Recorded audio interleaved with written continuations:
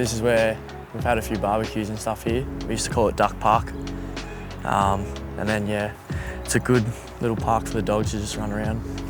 This used to be full of water, so you'd take a wet dog home all the time. So, yeah, it's really nice. Come on, let's go. Got Norm about 3 or so months ago. I think Melbourne posted him when I first brought him in. I think that was the day after I got him. He's a lot smaller than he is now. But yeah, I always said when I moved out of home, I'd always get a companion, and said to my sister that whenever she gets a dog, I'll come get one with her. Maybe. You said he was like a Staffy? Yeah, Kelpie Staffy. So the mum's a purebred Kelpie. Could have a few breeds in him, but they said Kelpie Staffy. You sit? Good boy. Ah!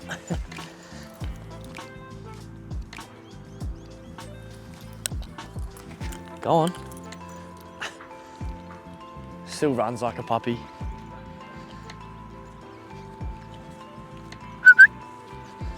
Come on. What was it like for you growing up? Obviously a pretty big footy family.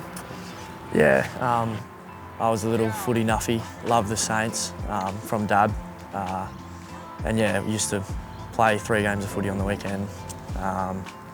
Watch as much footy as I could, go to all the games, and I think I'm still a bit of a footy nuff. Know most players on most teams. But yeah, like, just love it. Who's been the biggest footy influence for you? Yeah, it'd probably have to be Dad. And also having my sister as sort of someone going through the pathway with me. I got picked up before her, but then she had her dream of getting picked up, so it was awesome to sort of go down the oval, have a kick with her, even in the street. Yeah, it's pretty awesome to see someone else go through it, not just sort of experience it yourself. So yeah, I'd probably say just my family. Even Mum, like, didn't play footy, but was very competitive. I think that's where I got my sort of aggression and competitiveness from. Your auntie was a bit of a local footy legend as well. Yeah, Belinda. She was the first woman to play, I think, 400 games. So it's a pretty good effort. She grew up with, 4 brothers. Huge footy family, very competitive. She's just as competitive as Dad and me, and pretty awesome role model for some younger girls out there. Rivers, straight down now. Now he just working the angles, flicks it wide. This kid's playing really well, Bowie. 20 disposals in the first half for Jake Bowey. This one into the pocket. One of your sort of major weapons is the kicking, and definitely like the touch kicking and that sort of stuff. How did that develop? Is that something you've always just had naturally, or is it something you've worked on? Funny you say that. Me and Dad used to kick in the street until it was pitch black, and I'd have this saying, oh, just 5 more, and then it ended up being like 100 more. And I think from then on, like, you just develop all these mechanical sort of skills, and if you watch a lot of footy, you sort of pick up ways that other blokes are using their skills. And yeah, I think it's a lot of, I've sort of got it from practice and repetition, and yeah, and then also just applying it in games, like just sort of what kick to use in what moment. I feel like that's held me in good stead.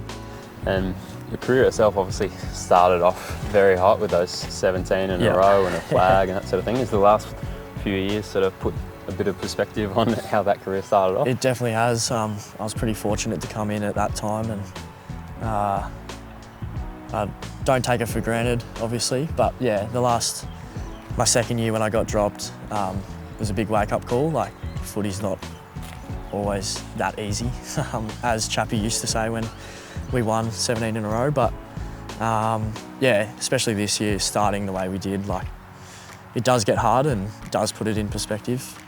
But yeah, I think the way we've bounced back has been really good, and it's sort of another experience that you can put in your back pocket for next time. You mentioned that period when you got dropped. Was there anything specific you learned out of that? Or? I think just approaching it, like, if you're playing VFL, approaching it like you're playing AFL, always putting your hand up. You've got to show a lot of resilience.